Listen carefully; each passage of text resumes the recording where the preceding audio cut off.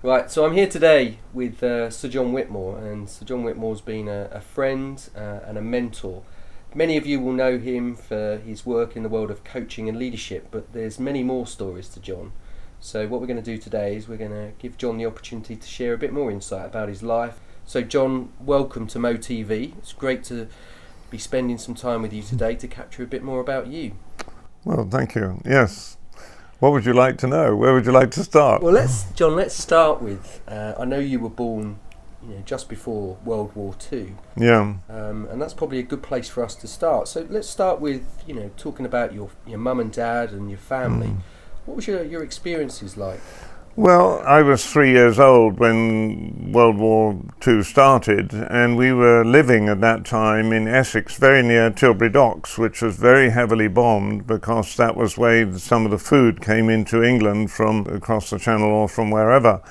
And so there were very few children in that area. In fact, most children moved up to the middle of England or to the north of England. And so my sister and I were rather alone.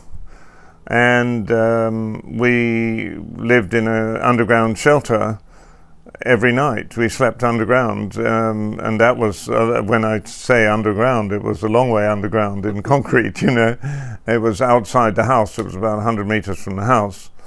And my sister and I just lived there every night, and we thought that was just life was like that, What was interesting about it in hindsight is that my mother and father were completely dedicated to helping people in their situation, whatever it was. My father was head of the Home Guard in Essex and my mother was head of the Red Cross.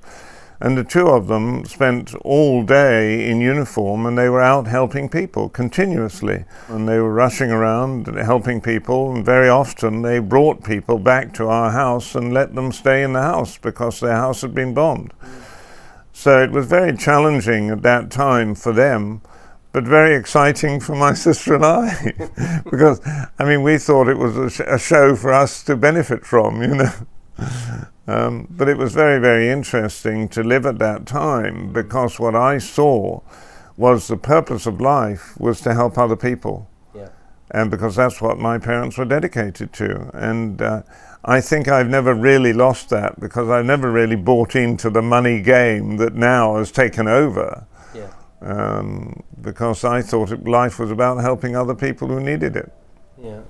And how did that early experience form your early education then? Where was your early education? Well, we had a private teacher that taught my sister and I only, and we sometimes had a cousin from somewhere else up north that came down occasionally, and she joined us, so we had a class of 3 then, but it was very much just private learning in that way.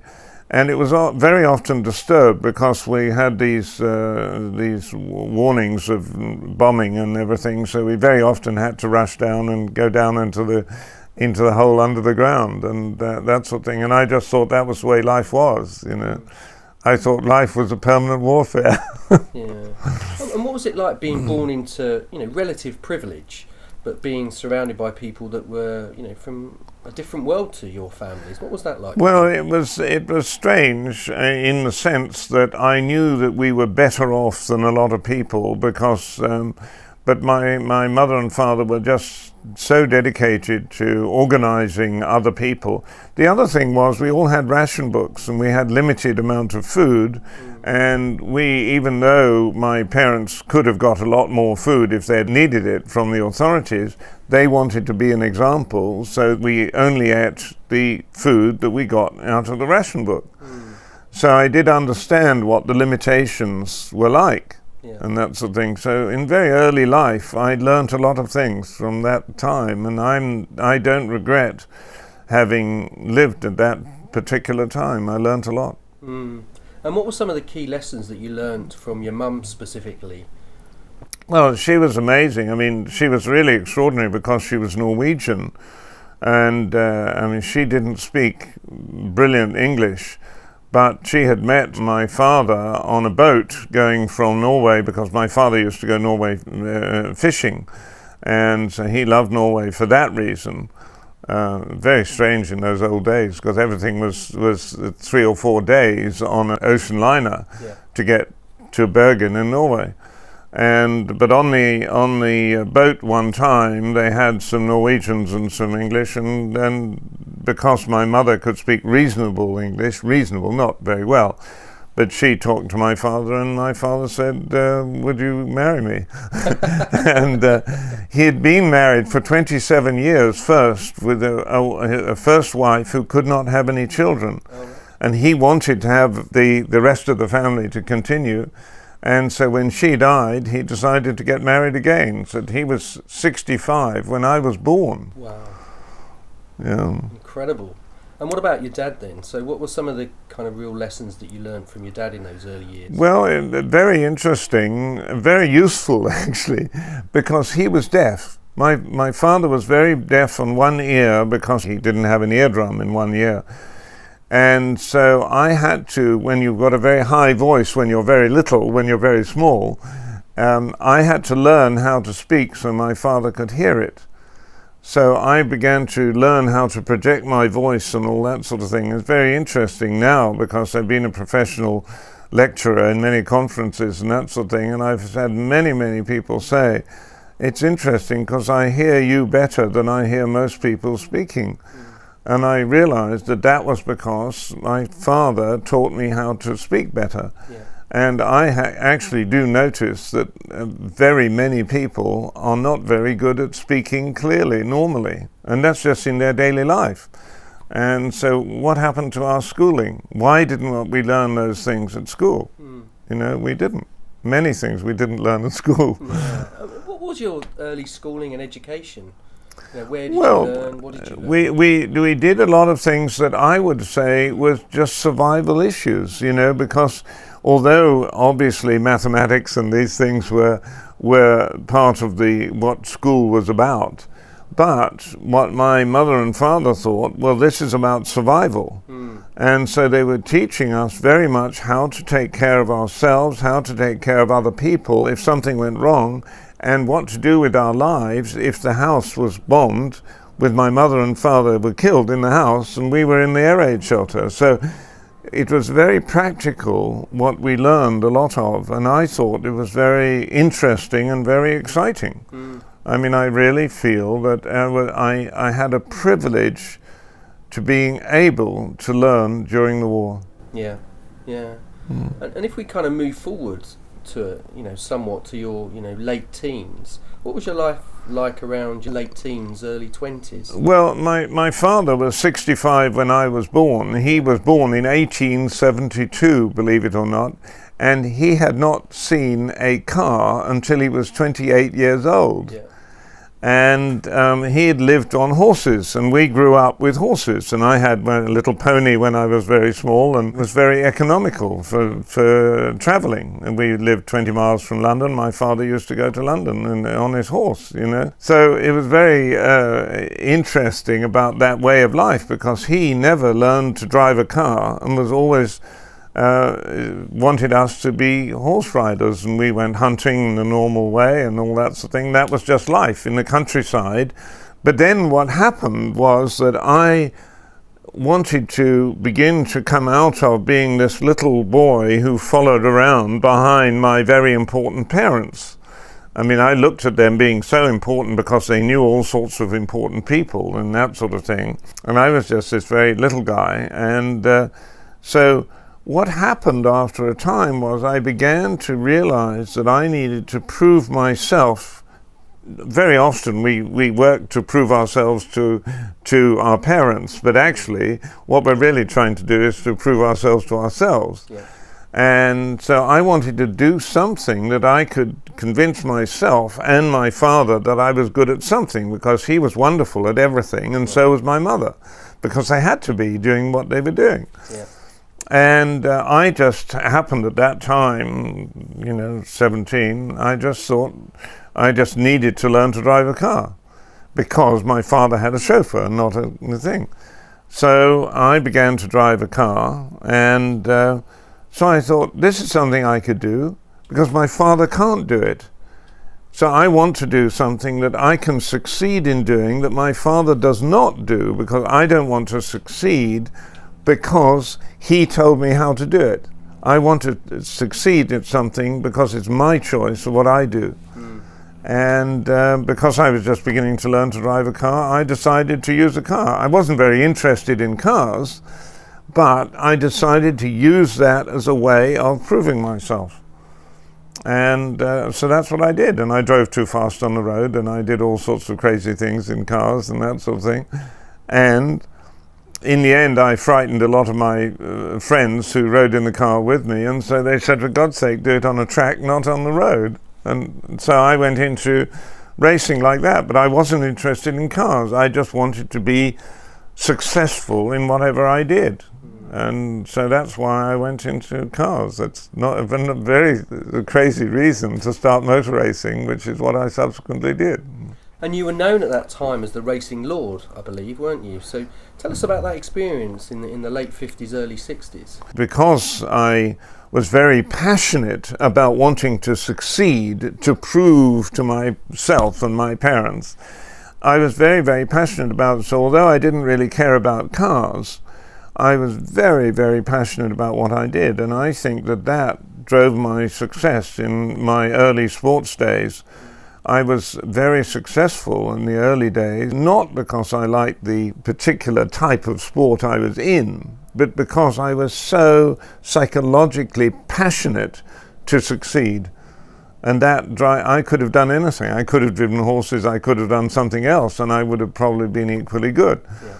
You know, it's just that I had that passion, and I had a lot of very early success when I was driving. For example, my first race ever was in 1958, which that was when I was 20 years old. You didn't get a license to race until then. And so I was just 20 years old, and I got this opportunity to drive a road car in a race, you know, and I got excited about that, and then I did a couple of rallies and so on. But I was quite successful, and believe it or not, I drove in a car called a Lotus Elite against Colin Chapman, who was the person who invented Lotuses, and we both drove in the same race in Silverstone. We had quite a close race. We were identical cars, two elites made by Chapman, but I did quite well and had a good race. He just beat me, but it was very, very close. And 2 weeks later, I had a phone call from Mr. Chapman is on the phone, my secretary said, and I was a farmer then, and my secretary I said, "Is Mr. Chapman on the phone?" I said, "What is he? Is he selling seeds or what?" You know. "No, he's something to do with cars." And I said, "Mr. Chapman to do with cars?" And I thought, my God, and I picked up the phone and said, "This is Colin Chapman, but I raced against you the other day, and I thought you did very well against me, and we need another Le Mans driver, the 24-hour Le Mans race. Will you do it?" And I couldn't believe this. I had not really started racing yet. I mean, literally, I'd done some club races, and that was everything. And suddenly I'm being asked by Chapman to drive at Le Mans, you know. And believe it or not, in 1959, I drove with Jim Clark, who subsequently was the world champion, and we finished Le Mans in 10th position, second in the class, which was unbelievable. Particularly unbelievable, I will tell you this, because Lotuses used to fall apart. Chapman, when he was making cars, he would make them very, very light, and they were very often not strong enough. And we had these 2 Lotus Elites in Le Mans, both of them lasted for 24 hours. And people said, "That's impossible, Lotus doesn't last for 24 hours. I said, "Well, it did with us." So anyway, that was how I got involved in racing. And then, because obviously you won some championships, didn't you? How did that come about? Well, yes. I mean, when you're that passionate about things, you just do very well. I mean, I just did better than most people would have done, not because I was a better driver necessarily, but I was so passionate about wanting to succeed, to prove myself. In fact, I won the British Saloon Car Championship in the next year after that. 61. Yeah, something like that. I won the British Saloon Car Championship in a Mini, of all things, and that was what was very serious racing car, but I won that, and somebody came to lunch with us at our big stately home in Essex, and walked into my father's office and said, "Oh, your son is doing very well." And my father looked at him and said, "Well, he's not too bad at school." And my mother had never told my father that I was driving racing cars, and I'd won the British Championship without my father even knowing that I was driving racing cars. My word. And what was the conversation like with him? Well, I never talked to him about it. I mean, my mother heard this going on, and she came in, said to me like that, put her finger up and said, "Don't tell your father." My father only lived for another, I think it was another about 3 months or something, and then my father died at 90 or whatever he was. It was about 90 when he died, and he never knew I was racing. Never knew. It's amazing. Yeah, and so how long did that period in your life go on before you got to a point where you decided it was time to do something else? I wanted to be successful. I wanted to prove myself, and my first thing, funnily enough, was I wanted to drive at Le Mans. It was the big race of the year in those days. It was more important than Formula One in those days. And then I did that right away, and before I hardly started racing, and so I won the British Saloon Car Championship, and then from there I went on, and I was a Ford dealer by then, actually. So I ended up having a contract with Fords, and then I won the European Saloon Car Championship in Cortina. A European Championship is as good as you can get, and I then drove for Le Mans with Fords and everything else, and the GT40s and all the other cars. But by that time I'd done British Championship, European Championship, and Le Mans, and in the Cobra, which was also a Ford car, we won the World Sports Car Championship, but not as an individual driver. It was the team won this thing. And when I'd done that, when I'd been in that team, and now I had this, Britain, Europe, and the world, I thought, okay, I can quit. And I quit racing. I didn't need to go on because I had done what I wanted to do, was to prove myself to me and to my dead parents that I could do things myself, and it was very, very psychological. My driving force was psychological. Yeah. And so what happened? So you gave up? Well, I just quit racing. I just said, well, that's it. I've done that one. Yeah. Now what do I do? I've been racing now, and I was now 27, 28 years old, and I've quit. What do I do now with my life? Am I going to be a farmer? That's pretty repetitive, and that's a bit boring after driving racing cars, so I wasn't sure I wanted to be a farmer. And I thought, I don't really know who I am. And so I went to Esalen Institute in California to learn psychology, to learn who I was. Because I had read in a magazine that this was an extraordinary place with very advanced thinkers in the psychological world. And I thought, I need that. I don't know who I am. And I went to there, and I learnt an enormous amount by the psychology that they did at Esalen Institute, which was far more advanced than the stuff that was being done in the academic universities and that sort of thing. I mean, we were really experimenting psychologically, and it was experiencing, not theorizing. We were actually doing the psychology rather than being theoretical about it. And I learned a massive amount. I mean, Abraham Maslow and people like that were just part of the game. We just played together, So we did all sorts of experimental things in classrooms, groups of people doing these experimental things, and I thought this is so important, what we're doing here. It's so advanced compared with normal psychology that I want to spread this out. I don't want to be just stuck in California. And so I decided to make a film on this that I could show around the world and say, this is the way we need to be in the world in the future. This is how we need to be psychologically. And that's why I made a film. And I made this 90-minute film that was at the Cannes Film Festival and went to Edinburgh Film Festival and was a very successful film. It was not a feature film. It was called an art house film, and it was a specialist. I mean, you know, people who were really interested would go and see it, but it wasn't just a fun show. It was a serious film in that way. But it was very well accepted, and Cannes Film Festival and all those things, they loved it. So that was another part of my life now, was I'd now become a filmmaker. In fact, at the Rotterdam Film Festival, they asked me to come back 25 years after I was first there.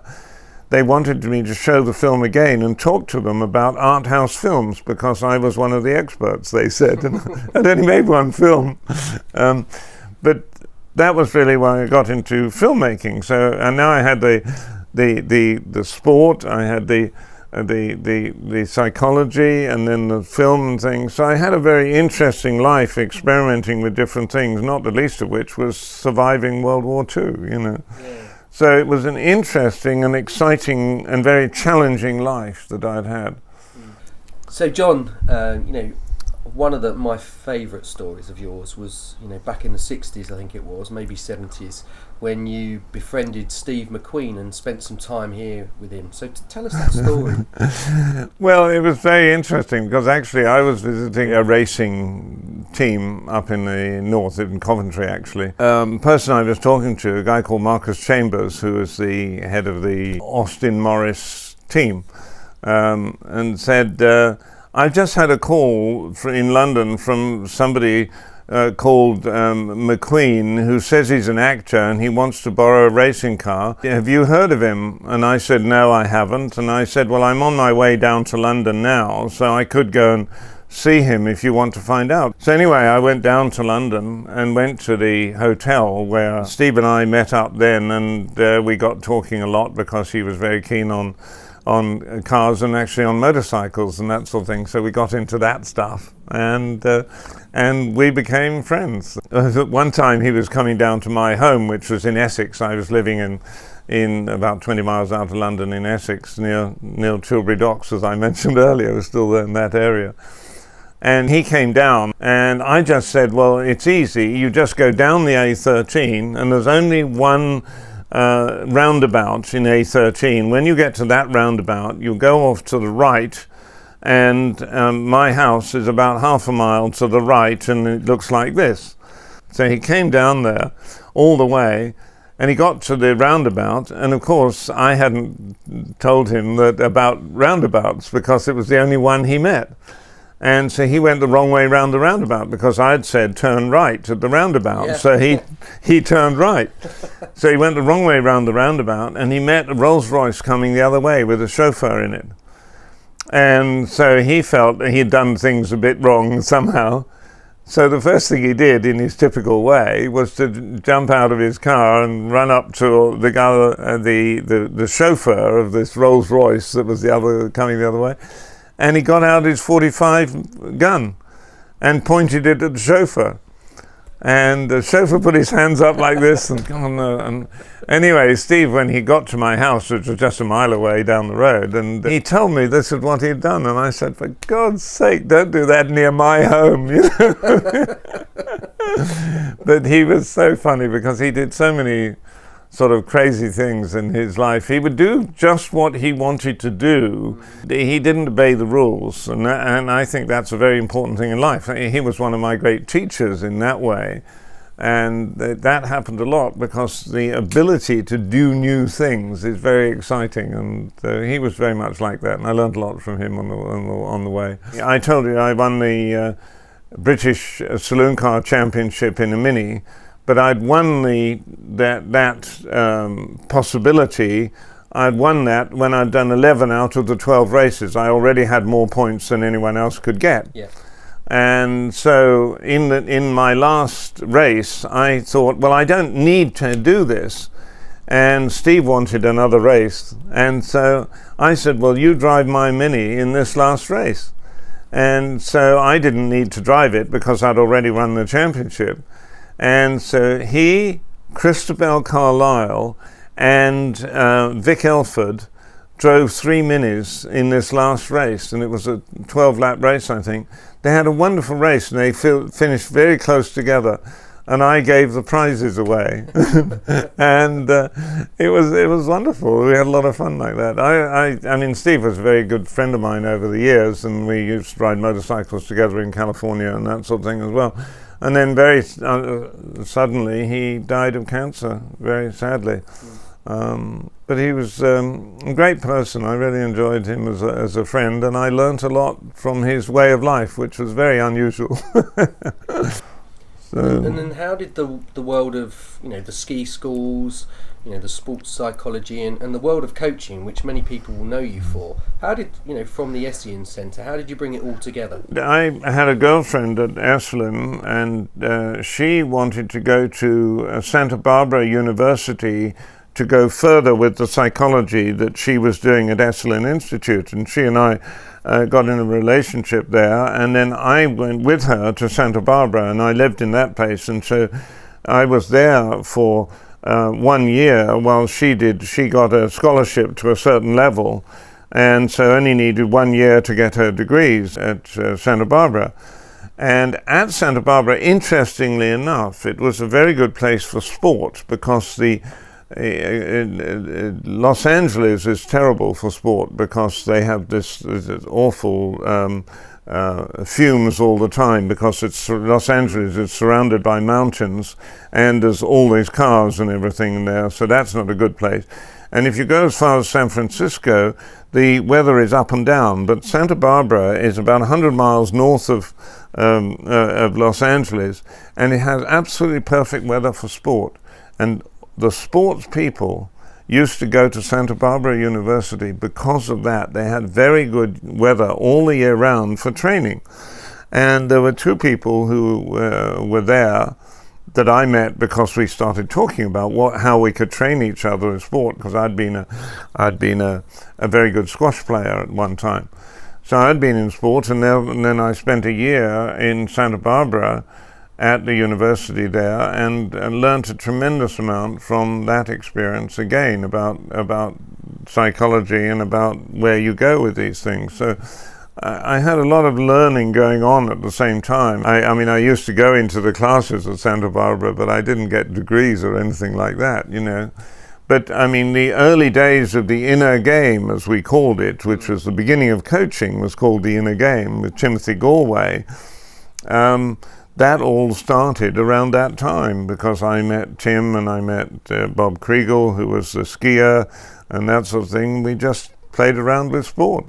And then how did that world of the inner game suddenly start to flourish into this world of coaching that we now know it to be? Well, the word coaching, of course, comes from sport originally anyway. So we were just using the sports word for doing what we were doing, but we began to realize that because we had all been involved with this very advanced psychology stuff, much more advanced than the academia stuff, that this is what we needed to do. So we called it coaching because we were working with sport. Yeah. I mean, by then I had a ski school and a tennis school that I was running in Europe, and Timothy Galway was the head of the Harvard University tennis, and then Bob Kriegel was a very good skier. So we all got involved in each other's sports, and that's what we were doing. We were using this in sport. But what was interesting is people who came on our courses, if we did a ski course or a tennis course or something like that, people would come on that, but they would come to us and say, we ought to use this with business. And they asked each of us, that was Bob Kriegel and Tim and I and everything, they asked us, can you come and work with our sports people doing this, because we think what you're doing would be very useful in the world of work as well as the world of sport. So that's why this word coaching went into the professional world of a thing. And I mean, I have to say that that's how it all came about, you know. And so we took with us what we had learned in sport, and we took that into the workplace. And that's what really set the workplace up the way it does. Timothy Galway wrote this wonderful book, The Inner Game of Tennis. The inner game being what's inside you psychologically. The outer game is what you play with a ball and a racket. The inner game is your own game with your own mind and your own psychology. Can you win the inner game? And that will help you to win the outer game. And that's how it all came about.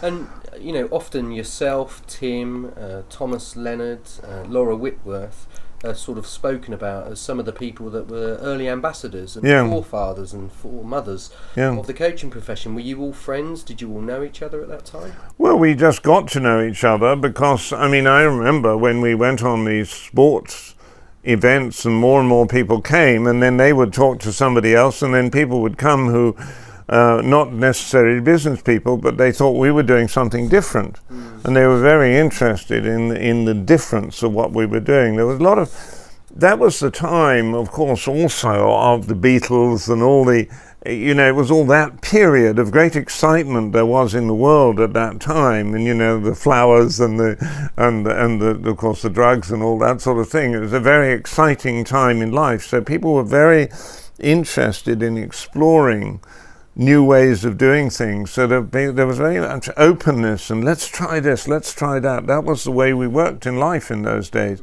Unfortunately, as I see the passage of time, we get more bureaucratic about the way we do things, and we don't have nearly as much fun as life was in those days. And unfortunately, I loved those hippie days, as we called it, you know.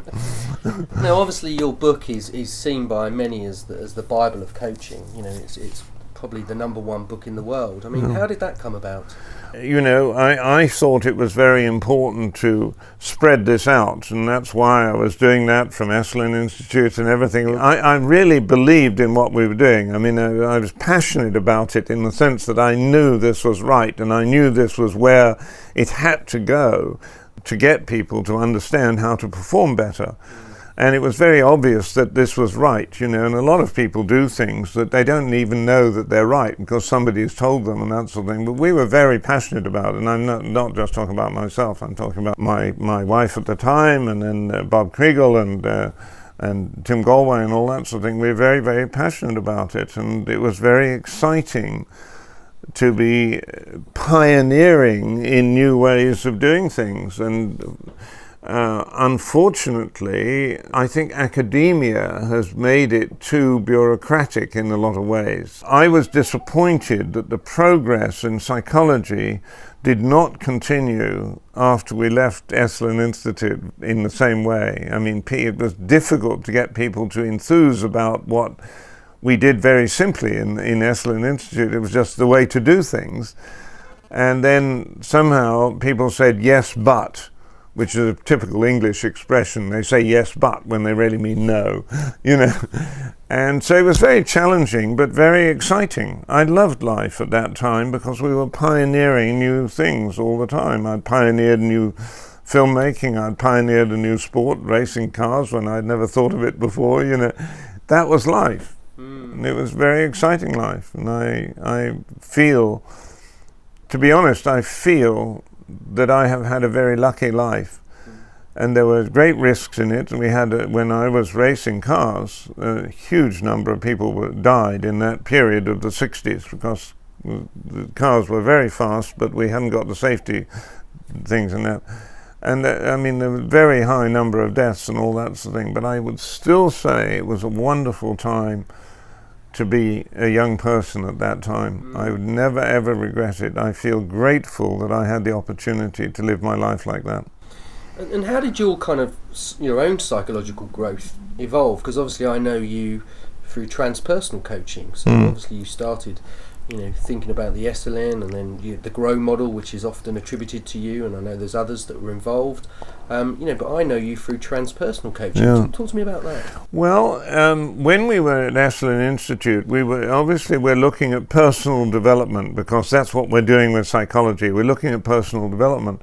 But Esalen was so advanced already that it didn't limit itself to the sort of psychological theory. We were experimenting with other things, and other people, whether it was Carl Jung or Roberto Assagioli, or these people were using new methodologies and that sort of thing. And inevitably, when you start going forward in psychology, the door begins to open to the spiritual world.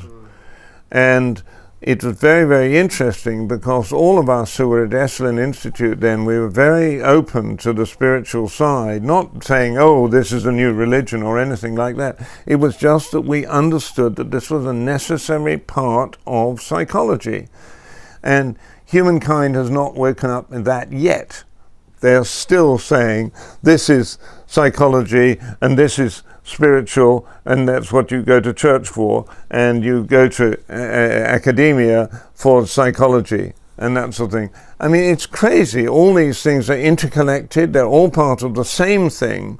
And when we divide it up, which is academia does that.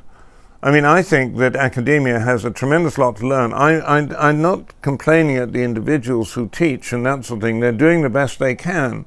But they do not have the openness, the broadness, the whole system thinking, the contextual side of life. They don't teach that sort of stuff, and it's very sad to me that it's missing. I mean, to be honest, the economic and environmental crisis that we have come into recently was absolutely predictable. Yeah. And I will tell you that I wrote an article in 2005 or 2006. It was called Denial and Demise. It's saying that things are breaking down and we are denying that. And at the time, people who read the article said, oh, this is a bit crazy. But very interesting, because by the time we got to 2007, some business people, when I was doing some courses, would say to me, how did you know what you wrote in that article? I said, that is the wrong question. What do you mean that's the wrong question? I want to know, how did you know that? I said, well, let me ask you the right question. The right question is, how did you not know that? Because these were the bankers, and they did not know that there was a crisis coming. And they did not know there was an economic crisis coming, and it was perfectly obvious from Esalen Institute, both the environmental things and the economic things were inevitably coming.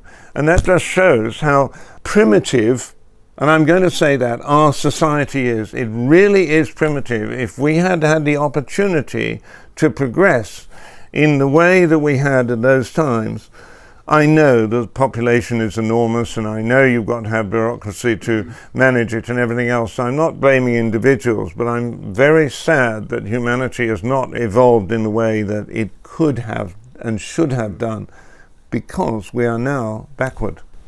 Yeah, because I know you're really fascinated about whole systems thinking, as you've mentioned, but also the psycho-spiritual evolution and growth of the human tribe. Yeah. So talk to me about that. What do you see?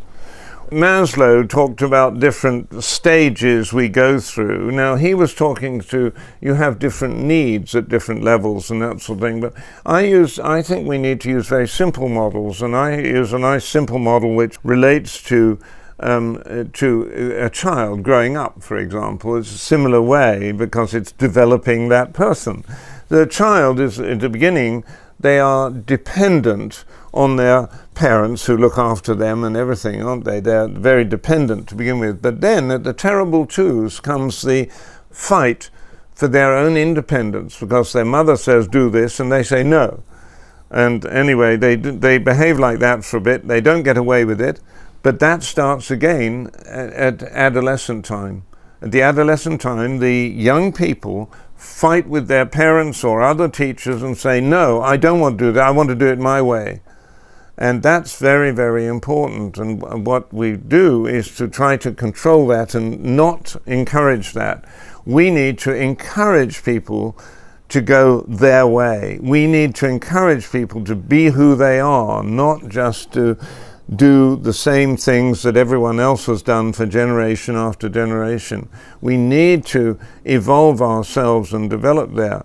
So the nice simple model is we start off with dependence, then we're seeking independence, but then we have to mature to being interdependent, which means we are all dependent on each other collectively. And it's that collective level that we've not yet reached.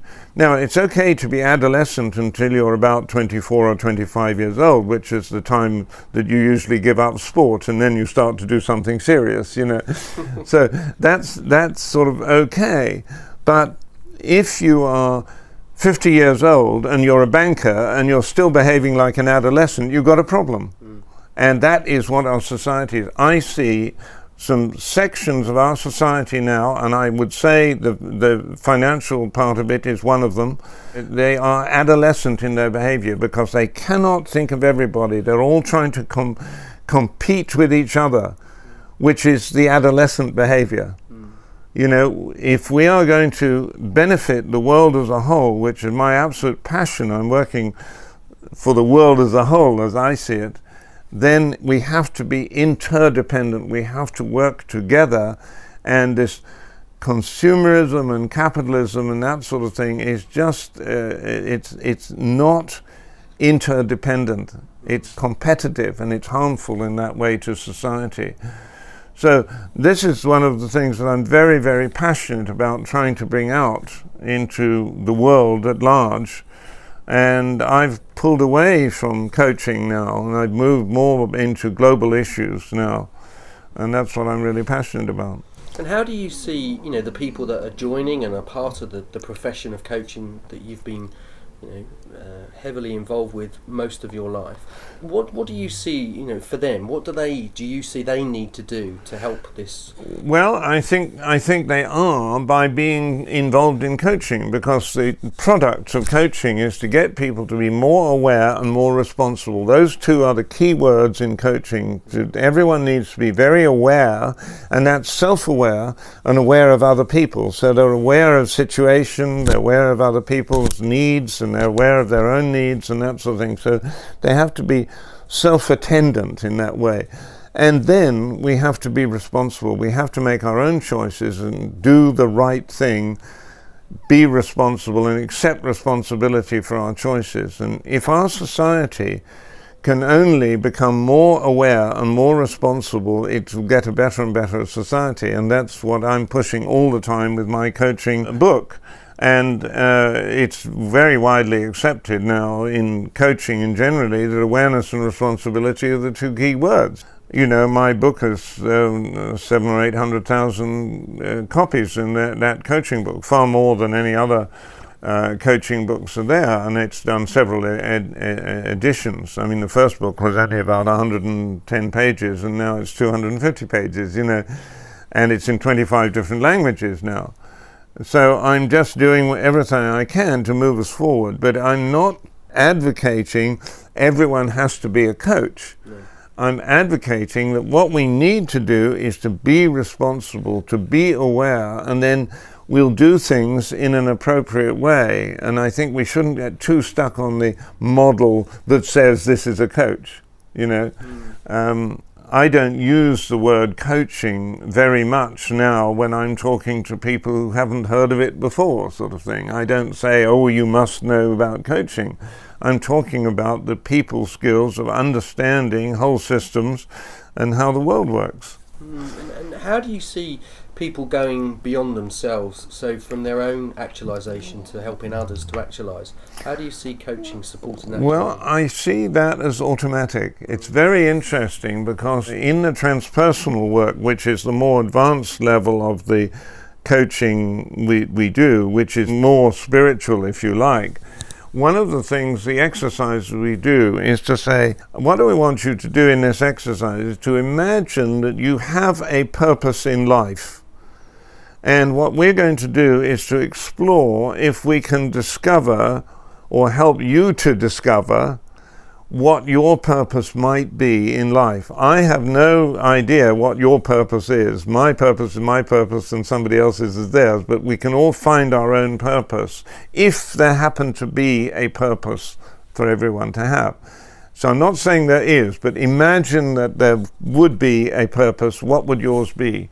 We then do an exercise with them exploring this process, and I'd love to do it with you, but it's going to take far too long to do it. It takes an hour to do this exercise. But what happens at the end is that people get much clearer that they do have a purpose in life. My God, I didn't realize that when you said, imagine you have a purpose, and then we went into this exercise, now I do actually begin to feel that I do have a purpose in life. And that sort of thing. So I've asked a lot of people who've done this exercise, and I mean thousands, literally thousands of people who've done this exercise. I said, I just want, half a dozen of you in this seminar room today, just to tell your partner what your purpose is. And then I want at least 5 of you to tell the rest of us, if you have the courage to do so, what is your purpose in life? You know, every single thing that people have said about their purpose is not, my purpose is to become rich, become wealthy, become clever, be good at this, be good at that. No. Every single person who has answered that has said to contribute to humanity in different ways. They have their choice of which way they can contribute, but it's always to help other people. And that took me back to my parents, because that's what my parents believed in during World War II. Yeah. And so that all connected to me. That was such a powerful impact when I suddenly realized that really that is the purpose of life, is to contribute to other people. And it's very, very exciting. And the idea of this sort of adolescent thing, the other problem around that is that what we need to do is to give our children choices so that they can, at 2 years old, say, Mum, I want to go out and play, And instead of Mum saying, no, you can't go out because it's cold, they ought to let you go out. And when you're out there playing, you may become cold. And then you go say to Mum, I'm a bit cold, Mum. And then your mother doesn't say, well, you idiot, why didn't you wear a sweater? Your mother said, well, what do you need to do? And the child says, well, I need to put on something else. And mother says, okay, let's go and get you something else. So what the child is then learning is that they make a choice to go out without a sweater, but the consequence is that they got cold. So the learning of life, the great learning of life that we all have this opportunity to do, is to make choices and to experience the consequence of the choice we make. And we will therefore learn how to make better choices. Now, if you give your child just 3 choices a day, how many choices do they make in a year? Well, over 1,000. Yeah, they make over 1,000 choices. How much do they learn about the consequence of the choice they make by doing that? That is something that's tragically ignored in education, because education does not see evolution, psychological evolution. We talk about biological evolution, we don't talk about psychological evolution. And at school, they don't even talk about evolution.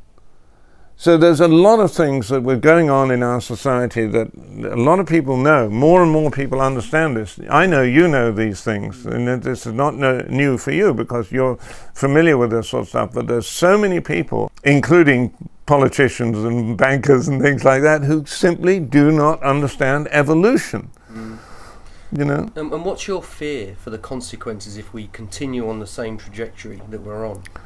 Well, we have to wake up. We have to wake up. But, what happens when you put your alarm clock on? Some people want to throw the alarm clock out of the window, and other people say, oh, I must go to work. People react to alarm clocks in different ways. And I think it's very important that we even though we have to wake up, and we need the alarm clock, so to speak. We have to wake up.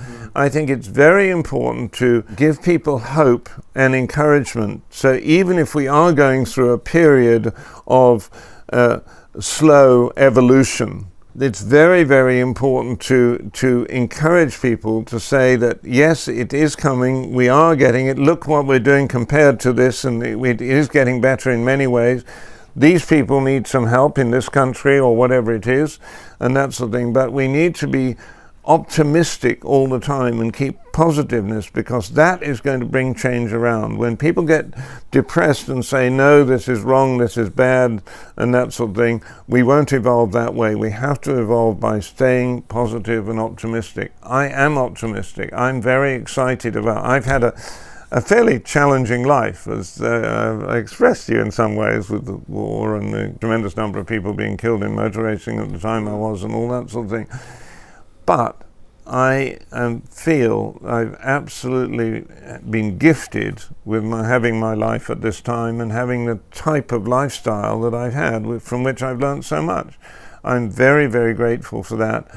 Now I'm in my last stages of my life, obviously physically. I mean, I'm 75 years old now, and I'm really wanting to encourage people to take positive attitudes into the future now, and I think it's a very, very exciting time. And what's your sense of what's been your contribution and your part of your living legacy, which is a wonderful thing? You're getting to see your legacy borne out. I feel I've been lucky because I've had a lot of opportunities that have been presented to me, and that I may have picked them up and done it in the right way by chance. But I don't feel that I've been particularly clever. I just feel that I've been fairly normal. I feel that I've been very lucky to have the opportunities that I got from my parents and other things, and living in the wartime, and the opportunities to do in sport and various things that happened, the doors that opened at some times, not because I opened them, because they just sort of came open and somehow I could walk through them. And so I feel very lucky, and I don't feel, I mean, I get a lot of people making positive comments sometimes about, oh, well, you've done this and you've done that and you've done that and that. I've said, look, that's not important. You know, we can all do this. I don't think I'm special in any way about what I've done. I just happen to have responded to the circumstances in the next way, and I've learned something from that, and then there's the next step. And I think we can all do that in our life. And I think we spend too much time wanting older, knowledgeable people to give us the answer. We have to find the answers ourselves. Yeah. Yeah, I mean, one of the things that you and I have talked about, as you know, John, is obviously the wonderful organisation you were involved with some 10, 15 years ago, Be the Change, and you and I have often said and spoken about, for me, it's not about the coaching profession being the change. It's not even about leading the change. It's about leading the charge. Yeah. Because sometimes it feels a bit passive to me. What's your view on, you know, coaching becoming more of an activist? Well, it's very interesting, because I think there is this thing that I mentioned in that article I wrote, which was denial. Unfortunately, a lot of people, when they feel uncomfortable, they'd rather not talk about it, and they want to push it on one side and then go on doing what they feel comfortable with. I think there's a difficulty of people needing to be comfortable. It's interesting, different cultures have different ways of doing it. Some cultures are actually enjoy the challenge of something new happening and that sort of thing. And fortunately, I know some of those people, and that have been contributing to my life, because they have been pioneering people who have the courage to do that. And I think, unfortunately, we are not doing that enough. I think our social structure, I mean, I mentioned before that, I mean, the capitalist social structure, I don't think is a healthy social structure. I'm not suggesting we should all be communists, because those are only two ways of organizing how you arrange a society. There are probably 500 different ways that we could organize our society. And I just think that capitalism was not a good one, and communism wasn't a good one, and there are many other things we could do, and we need to be inventive and creative and find new ways. One thing that is really essential that I think a lot of people are not good at, and this is partly because of their education, is we have to be what we call whole system thinkers. We have to think of the contextual as well as the content of the different situations. So yes, I don't feel particularly clever. I feel lucky, and I've had a great life, and I want to contribute to other people exploring it and having the courage to explore it, because it's not very scary when you actually get out there and do it anyway, you know. Well, look, John, it's been a genuine, absolute pleasure, and I really appreciate you sharing your insights and wisdom and stories. So thank you. Well, I hope it's useful to you and to other people if they can do. Thank you, John. Okay, you're very welcome.